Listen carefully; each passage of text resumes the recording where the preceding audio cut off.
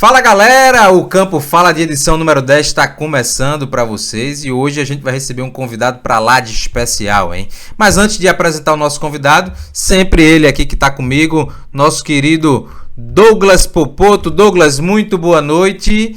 Olha, convidado bom, hein, pra gente falar aí. O Campo Fala sempre crescendo, né?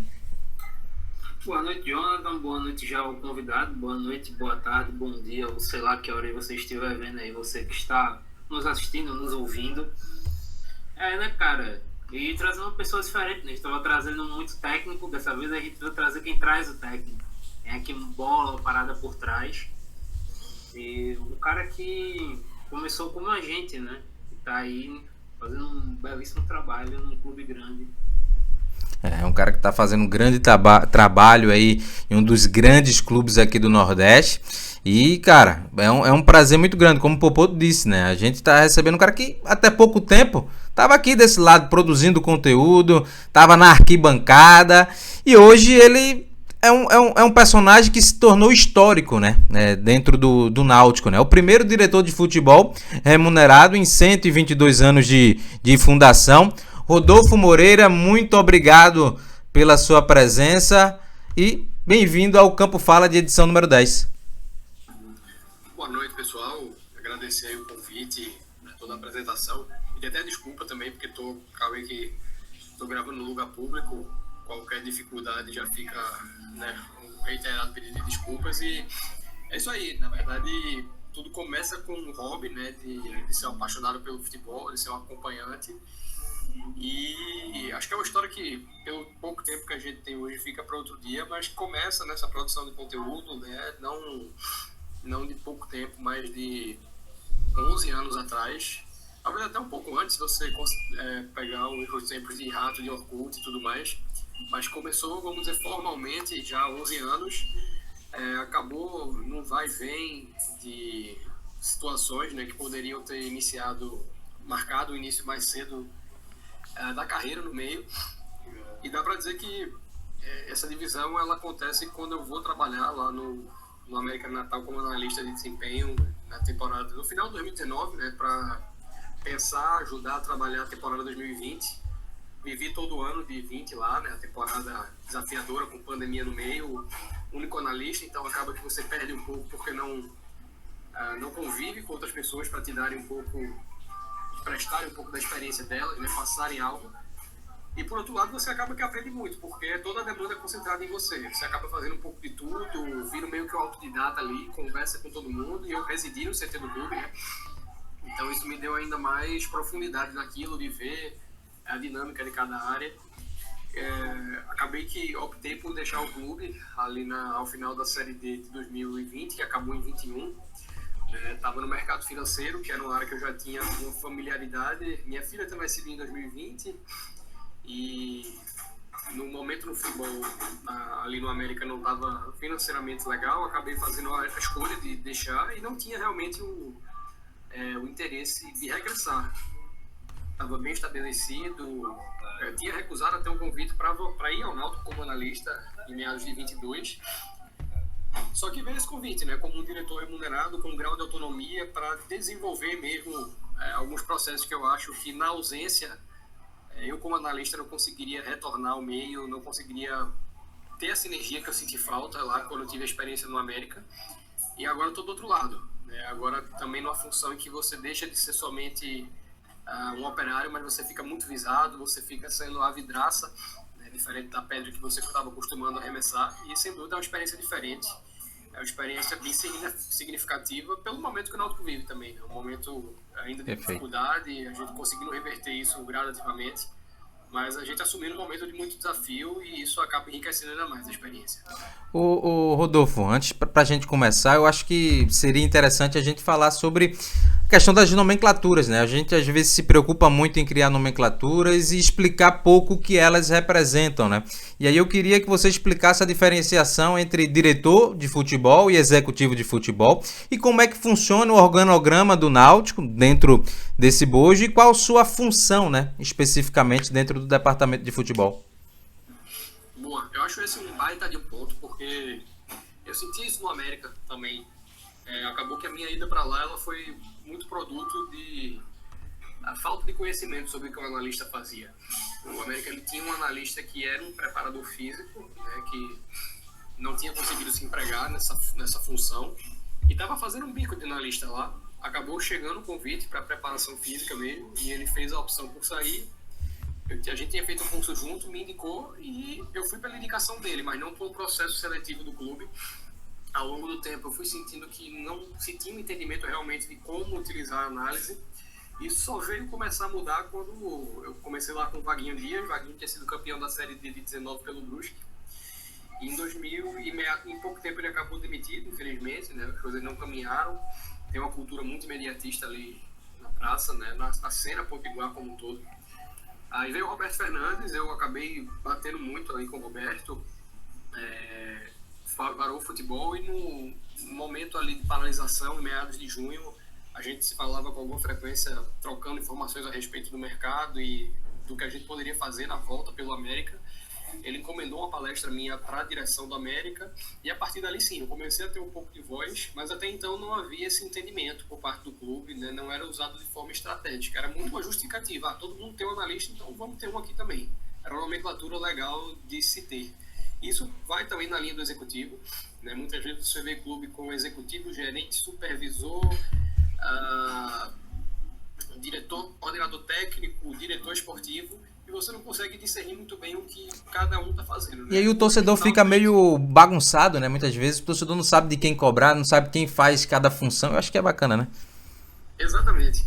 E no Náutico está sendo ainda um desafio, mas a gente vem adequando cada vez mais justamente por esse ineditismo da função de um diretor remunerado, né? Nunca tinha havido e era um organograma, vamos dizer, não formalizado, um organograma muito ajustado, né, de acordo com a troca de gestões.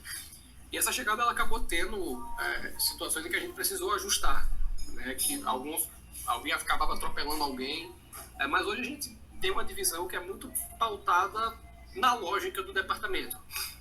A gente tem dado uma autonomia, né, e cada vez mais acelerado o grau de autonomia que se é conferido ao centro de inteligência. Esse centro de inteligência ele trabalha em duas diferentes frentes, né? Análise de desempenho, ali junto do Dado Cavalcante, do Pedro, que é auxiliar dele, e na análise de mercado. Junto a esse privilégio que a gente dá ao centro de inteligência na prospecção, na opinião pelos atletas, ali junto com a comissão de campo mesmo, a gente tem a figura do executivo, né, no aspecto mais negocial. O Ney é um cara com uma baita de uma experiência, um cara que conhece gente em todo o Brasil, é um cara que já viveu assim, diversas negociações no meio do futebol. Isso dá a gente a condição de, junto com ele, discutir alternativas, né, modelos de negócios diferentes, gatilhos que vão dentro de contrato, enfim, situações que enriquecem o nosso leque de opções. Então, no processo de mercado, por exemplo, existe a prospecção. Na montagem de elenco feita, como a gente tinha um sim no meio de uma reforma e pouca herança, né, no nível de banco de dados e qualquer outro tipo de trabalho, acabou sendo uma prospecção muito baseada ali na rede do dado, na minha rede pessoal, né, banco de dados pessoal. Do Breno também, né? Na do Breno, que foi contratado ali logo no início, né, a gente trouxe o Breno de volta como coordenador do sim. O Breno é um cara essencial nesse processo. E na 99% das negociações, né, a gente fez essa delegação ao Ney pela experiência que ele tem, pela capacidade que ele tem de extrair o melhor do negócio para o Náutico, né, trazendo também uma situação de muito interesse para o atleta, né, para poder também otimizar esse tempo do Ney e o nosso tempo, né, no mercado, já acelerando outras alternativas. Sempre é feita uma sondagem, né, via de regra. É uma mensagem quase que sempre no Instagram do atleta, né, perguntando se ele pode indicar um empresário, representante, seguida ali de um contato para entender se há a possibilidade de negócio, né, quanto é que o atleta tem perspectiva de recebimento, o que é que ele vislumbra para a temporada, se o projeto do Náutico faz sentido para ele, a gente discorre a respeito do que é que a gente está pensando, e dentro disso a gente faz a delegação da negociação. É um aspecto que muitas vezes dificulta, né? A gente viveu isso agora, por exemplo, na última contratação feita do Renan Siqueira, né? No meio do jogo do Vila Nova no meio do jogo da Copa do Brasil contra o Vila Nova, havia ali uma negociação em curso para tentar trazer o Renan ainda em tempo de inscrevê-lo para o estadual. Não foi possível porque ele tinha a última rodada do Gaúcho no fim de semana. O prazo do estadual acabou na sexta, o jogo dele era no sábado. Isso fez parte da negociação, fez parte da tomada de decisão nossa. Vamos trazer o Renan, mesmo sem tê-lo no estadual, não vamos. Mas era um nome de muita convicção, era um nome que encaixava com aquilo que a gente queria, e a gente entendeu que, mesmo sem um segundo lateral esquerdo, o elenco para o restante do estadual oferecia alternativas. Tanto é que o Cocão fez o jogo contra o Salgueiro como lateral esquerdo, entrou no lugar... enfim, acabou entrando no jogo do Maguari também, exercendo essa função, né, de um lateral. E a gente foi no nome de convicção, porque esse é o critério que acaba nos balizando um pouco mais. Mas aí, indo no X da questão, né, dessa diferença entre um diretor e um executivo, eu acho que a minha função hoje, ela permite algumas situações que não cabem ao executivo e vice-versa. Então, não cabe ao executivo, por exemplo, estar buscando parcerias institucionais para o clube. Essa também não é a minha função primordial, mas é algo que eu posso vir a fazer. Eu atuo muito, como eu trabalhei com capital de risco, eu tenho alguma experiência na captação de recursos, então a gente está um pouco carente para investimento em infraestrutura, o clube com pouca liquidez. Eu tenho essa autonomia de buscar algo junto à torcida, junto a torcedores que têm um poder aquisitivo maior, junto a parceiros institucionais, para trazer um pouco de capacidade de investimento. A gente fez isso no Centro de Inteligência, né, com compra de equipamento, com um aparelhamento mesmo. Sim. Do SIM. E acho que não é algo que cabe ao executivo, porque acaba que sendo um papel muito mais interno, né? Um cara que está muito mais focado ali nas situações de dia a dia, que planeja... Logística. Alguma situação de logística, exatamente, até pela vasta experiência que o Ney tem. É um cara que trata muito a questão financeira com os atletas, que é uma questão de suma importância também. Então existe essa divisão, e a gente acaba intercedendo em algumas questões negociais, situações em que talvez eu já tenha feito contato com um atleta, e aí para acelerar eu dou uma primeira ligação e depois de entender passo a delegação para o Ney. Em situações de definição e repensamento de processos, eu trazendo algo talvez dessa minha bagagem, o Ney colocando um pouco da ótica do futebol, porque é um cara que foi atleta, foi auxiliar técnico, foi gerente de futebol, foi executivo de futebol. E essa soma ela é muito benéfica, né? Eu até gosto muito do rótulo que a torcida do Náutico... Diretor de computador?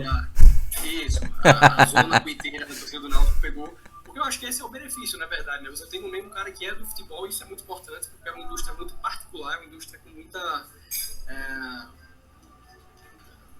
característica, né? Isso. Que tenho trabalhado em alguns meios diferentes, eu consigo dizer não serem muito comuns. E é muito importante você ter esse cara com a bagagem do ex-atleta. Não estou dizendo que é só o que te credencia, mas é algo que dá importância.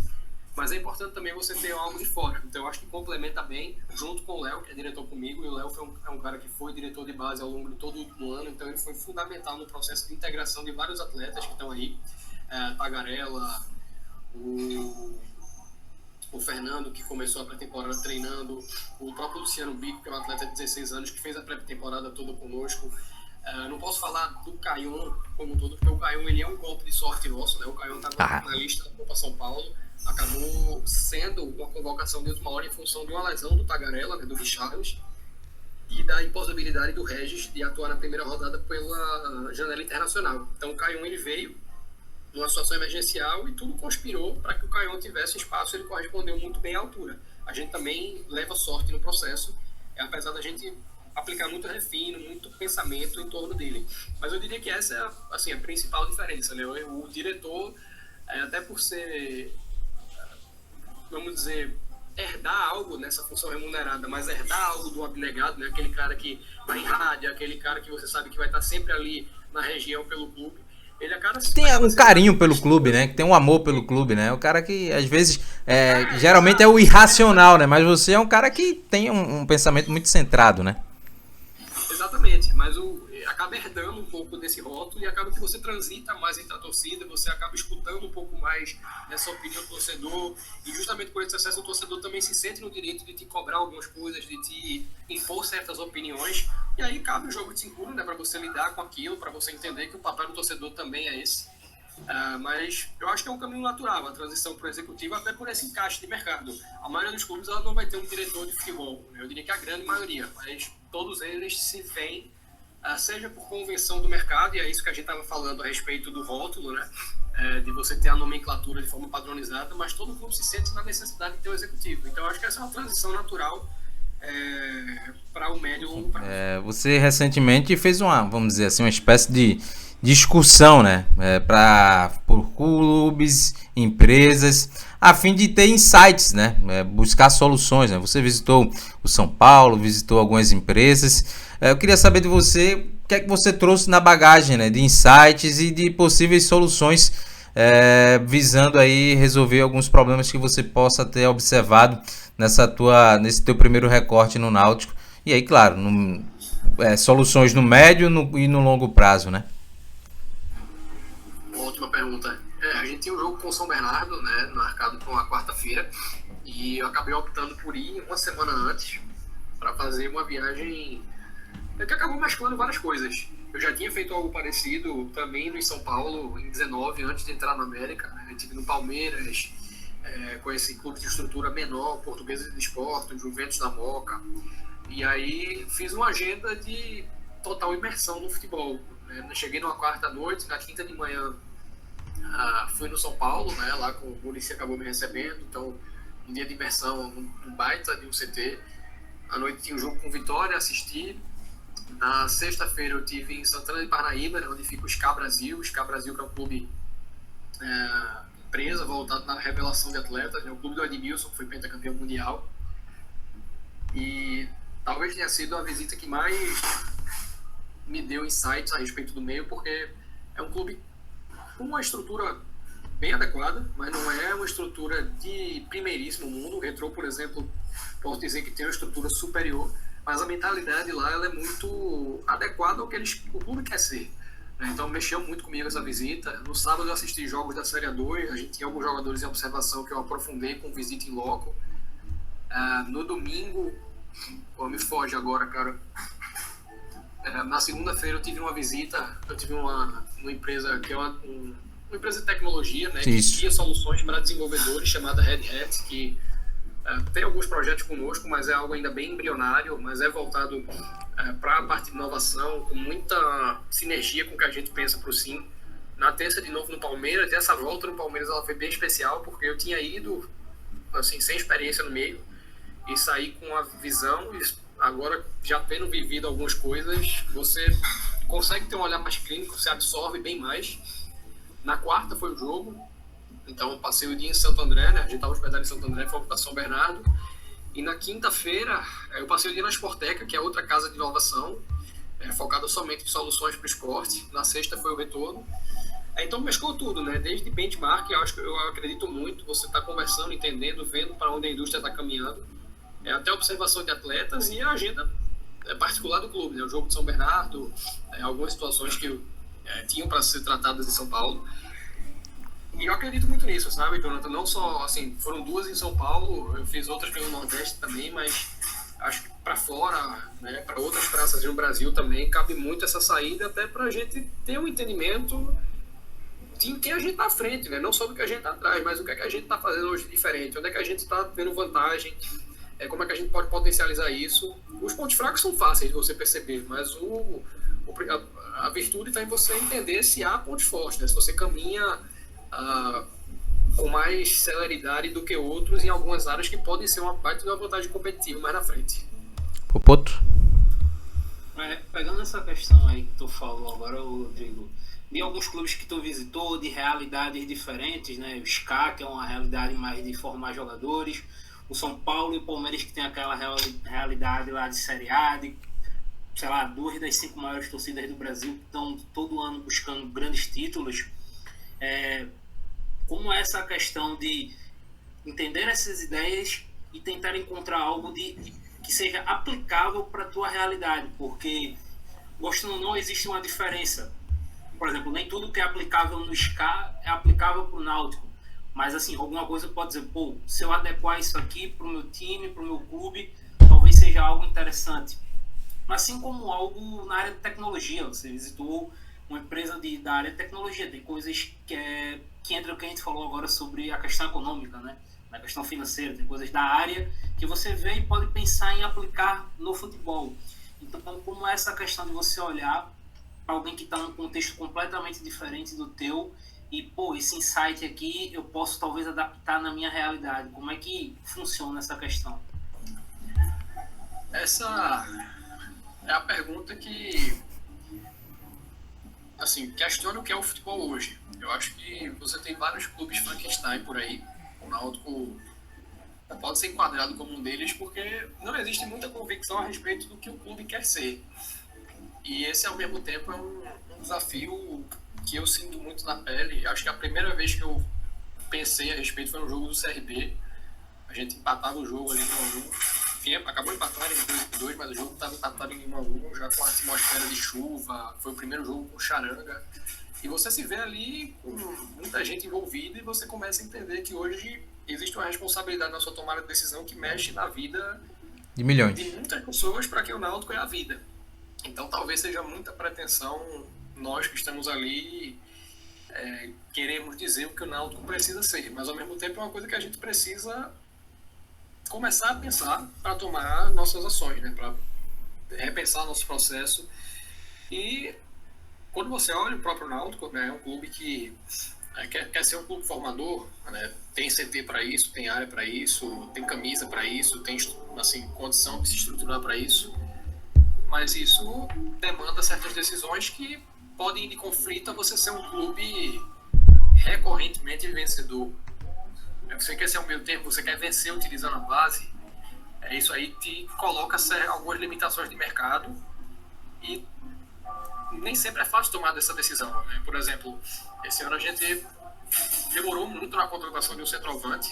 Começamos a temporada com o Júlio, a gente pensou muito no processo do Júlio lá atrás, porque a gente tinha o entendimento de que não seria fácil trazer um centroavante com as características que a gente teria e com a obrigatoriedade de ser um cara mais maduro, porque a gente já teria o Júlio. O Júlio atuando numa posição de maturação tardia, que é a posição do centroavante. O Júlio vindo de uma temporada em que ele não teve minutagem recorrente, ele começou jogando, aí depois passou um tremendo hiato ali, sem atuar, e voltou na reta final sendo utilizado. Então havia essa inconsistência e a gente sabia que precisaria de um cara experiente. Não foi fácil, a gente começou a negociação com o Jael no final de dezembro, fizemos uma proposta, a primeira acabou não batendo, fomos mais fortes no Elton, acabou não indo, retomou com o Jael e aconteceu. E é um nome que a gente tinha e tá, assim, dando resposta à nossa convicção. Só que a gente sabia, a gente vai começar com o Júlio e a gente, se quisesse dar uma resposta de mercado, a gente poderia ter trazido diversos centroavantes ali que teriam, talvez, satisfeito a necessidade da torcida de ter um camisa 9, teriam cumprido com a expectativa que a torcida tinha, porque eram nomes com alguma, assim, pompa, né? sonoridade, né? Nomes sonoros, assim, pro ouvido do cara que acompanha o futebol, mas que eram nomes fora da característica, fora do contexto. E a gente falou, a gente confia no Júlio para começar. A gente entende que o Júlio tem a condição de desenvolver, de maturar, e vai ser importante para ele começar jogando. Depois, quando ele tiver essa disputa sadia por posição, ele também vai viver um momento diferente, é o momento que ele vive hoje, eu diria. Mas são decisões que a gente precisa tomar se a gente quer ser um clube com valor comercial, se a gente quer ser um clube com um encorajamento da base mesmo. E essa questão de como você adapta algo é nisso, é você entendendo qual é o meu objetivo como clube, né, e o que é que isso aqui ajuda dentro desse objetivo. É meio clichê porque você acaba indo na linha de propósito, né, o propósito do clube. E eu acho que no fim o propósito de todo ele não, mas tem um clube como o Náutico, cujo modelo é o da grande maioria, é dar um retorno emocional, né, um retorno de vida ao seu torcedor. A questão é definir um meio para isso, né? Se é revelando atletas, se é ganhando títulos, você precisa ter essa definição. E a gente tem optado por um caminho que é muito pautado naquilo que a gente vê do Náutico como cultura, né? Que é um clube revelador não só de atletas, mas também de profissionais. Né? Você pega os técnicos que tiveram sucesso no Náutico aí nos últimos anos. Você tem o Muricy Ramalho, que conquistou o primeiro título aqui. É o Zé Teodoro, que também conquistou o primeiro título no Náutico. É o Valdemar Lemos, cujo ápice da carreira foi o acesso lá em 2011 no Náutico, né? E vários outros profissionais. É o Mauri, não o Mauri ex-goleiro, mas o Mauri preparador de goleiros, que começa no Náutico. O Náutico é um clube esforjador e a gente está fazendo isso, né? A preparação física hoje é composta por 2 profissionais que tiveram na base do clube e são os principais hoje. O preparador de goleiros, que é o Ceará, e o Ceará fez um puta de um trabalho no processo todo do Wagner, desde a prospecção do Wagner, da avaliação do Wagner. O coração fica um pouco mais quente, né? Depois que o Wagner conseguiu render, né? Depois daquela enxurrada de críticas. A gente tinha muita convicção no perfil do Wagner, um cara com fundamento técnico, e eu me sinto até confortável de falar, né, do processo dele, porque a gente olhou assim, pô, tem o Lucas Perry, será que a gente consegue trazer um goleiro em situação similar? E quando a gente foi ver qual era a realidade do mercado, você tinha o Atlético Mineiro com o Matheus Mendes, né, que fez uma Série B de 2020 muito boa com o CSA, e o Matheus Mendes jogou 3 jogos nos últimos 2, 3 anos, porque o Everson não dá espaço, mas é o segundo goleiro do Atlético. No Vasco, na Série B do ano passado, o segundo goleiro era o Rocha, que no Náutico em 2020 era o terceiro.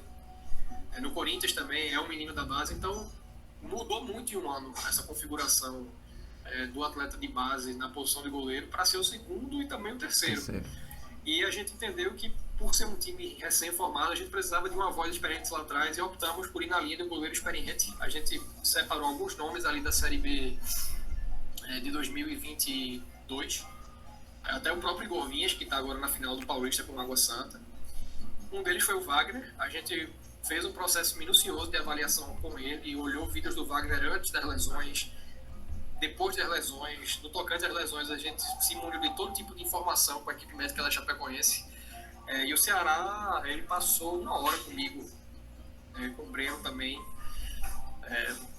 O Ceará no meio, a gente pelos lados, e o Ceará mostrando o lance do Wagner. Ó, essa defesa ele fez por causa disso aqui, essa bola ele não defendeu porque o pé dele, e aí ele discorreu a respeito de quais eram os problemas e de qual seria o processo dele para potencializar o que tinha de bom, para corrigir algumas coisas que não eram defeitos, não era falta de fundamento, era pura questão de ritmo de jogo, de um atleta que ficou muito tempo parado. E a gente comprou a análise do Ceará e tá dando certo, muito certo. Muito, sabe, com a expectativa. Mas é isso, Douglas, eu acho que é tudo decorrente dessa definição, do que é que o clube quer ser. Eu não tenho a pretensão de responder isso sozinho. Coletivamente, a gente também não tem a pretensão de, em 4 meses, querer escrever o que um clube de 122 anos quer ser, mas a gente começa a pensar nisso, a gente começa a ver isso no dia a dia e no processo de formação de cultura. Ô Rodolfo, a gente já está chegando no final, mas a gente ainda tem algumas perguntas. E aí, você falando sobre cultura, né? O Náutico, quando você iniciou o planejamento do Náutico, você estava no momento, por exemplo, de reta final de competições, janelas já fechadas, né? Série C, Série D, ali os principais destaques já estavam acertados com muitos outros clubes, então era um cenário muito conciso e de muita dificuldade para você prospectar atletas. Hoje o cenário é um pouco diferente, né? O Náutico já tem um sim montado, né, em andamento, aberto, aparelhado. E aí eu queria saber de você, daqui para frente, uma cultura de médio e longo prazo, qual é o perfil, né, de mercado que o Náutico vai buscar, né? Qual é a cultura de mercado que o Náutico vai buscar estabelecer? Vocês já começam a desenhar isso? Totalmente. O processo todo ele foi pautado assim, né? A gente recebeu do dado no primeiro dia de clube uma Série B em andamento ainda, faltava o último jogo ali contra a Ponte Preta, e a gente tinha um documento norteador, com a visão do dado, e não é assim, não era algo escrito em pedra, mas se mostrou muito apurado. O que é que se projetava no elenco? Acho que precisa trazer um goleiro com essa, e aí ele frisou muito essa situação do goleiro com bagagem, um goleiro que falasse, um goleiro que tivesse a capacidade de orientar o sistema como um todo e de assumir esse protagonismo. Acho um volante com essa característica, 3 zagueiros, sendo um necessariamente canhoto, uma série de especificações que acabou facilitando muito, né, a nossa prospecção, a nossa busca. Teve mérito também, né, além do dado da gente encontrar a adequação não só financeira, mas também técnica. Uma coisa era encontrar os jogadores que coubessem no orçamento, outra coisa era encontrar esses jogadores com capacidade de render no nível que a gente precisava, no nível de avançar 2 fases de Copa do Brasil, no nível de classificar na Copa do Nordeste, vencer os jogos como que a gente venceu. E esse retorno ele aconteceu.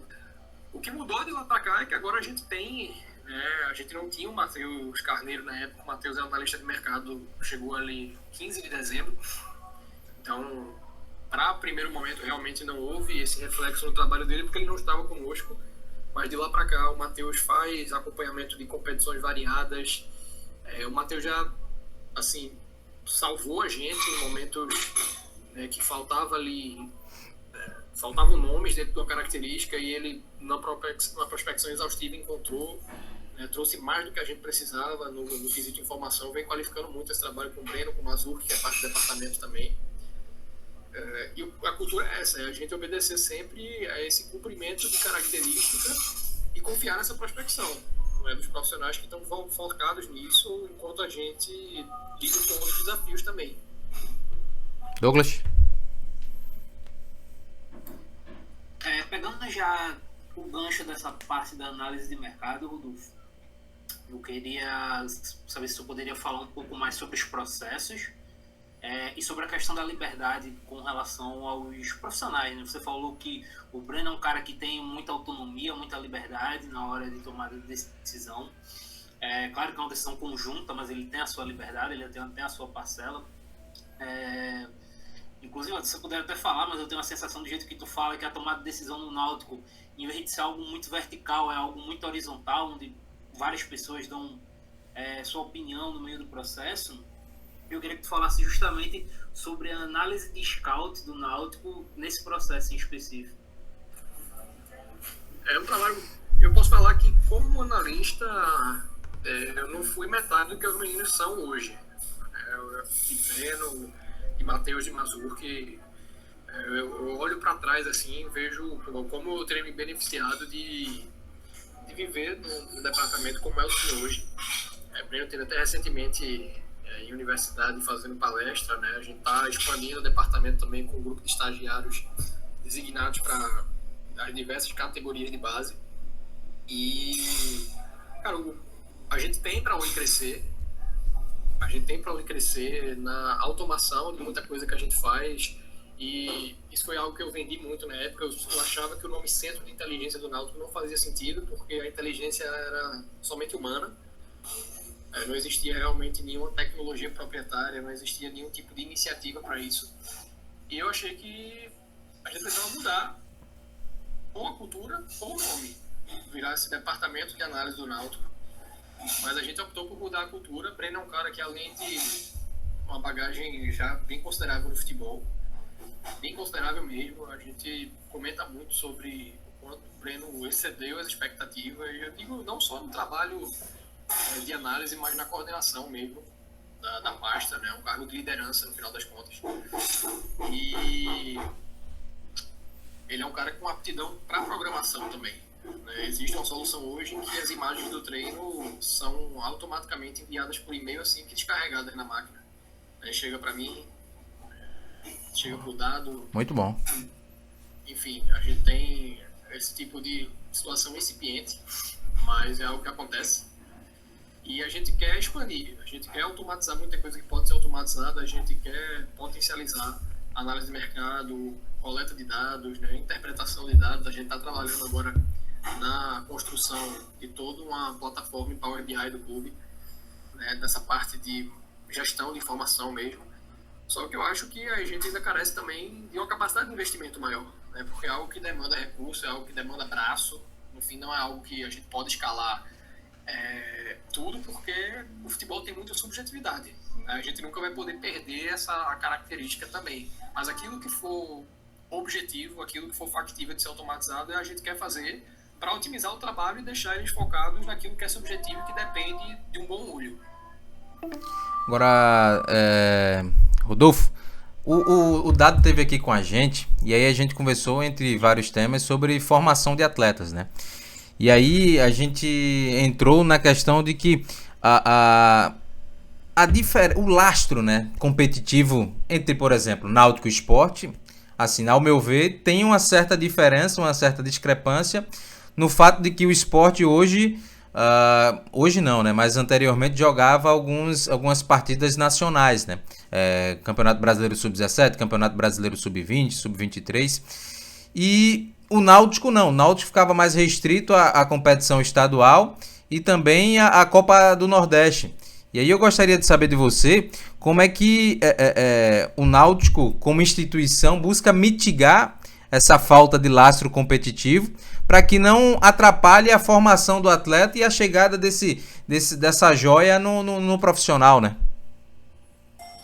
Essa carência de calendário eu acho que é o principal. Não, obrigado. É o principal gargalo que a gente enfrenta hoje e a gente precisa abastecer isso até com alguma urgência, né? Pensando nas safras que estão por vir, os atletas que vão integrar o processo naturalmente, e o Dado é um cara muito bom para isso por toda a bagagem que o Dado tem, né? O Dado, Gilberto no Santa Cruz, no Náutico, ele não lançou, mas ele encontrou o João Ananias em 14, né? O João era lateral direito, o Dado trouxe para o primeiro volante, lançou o Eric em 17, o Caion esse ano, junto com o Júlio ali, um bom início de temporada.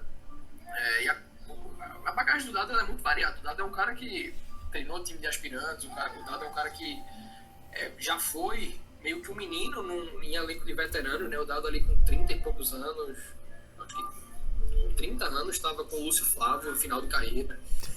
E a cabeça dele ajuda nisso. Agora, não é a função dele. Sim. Não é a função dele. A gente precisa estar também investindo na expansão de quem executa isso para que a gente possa ter a condição de atender essa demanda. Não adianta a gente querer ter calendário e a gente ter braço para coordenar logística, para fornecer infraestrutura. Então, eu acho que, no fim, a gente está esbarrando no momento, mas a gente olha muito nessa questão do investimento, mas a gente esbarra na capacidade de investimento que o clube ainda não tem.